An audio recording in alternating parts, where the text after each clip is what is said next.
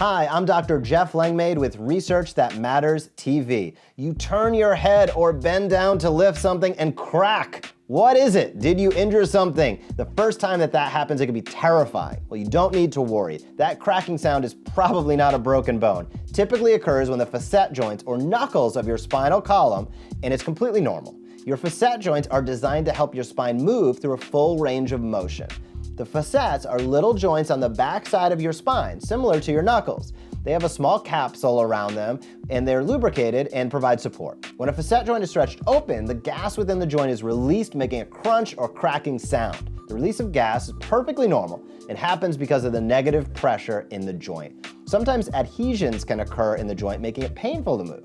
And that is why a chiropractic adjustment, for many people, helps them feel a lot better and improve their range of motion. Adjustments help the facet joints move more naturally with fewer restrictions.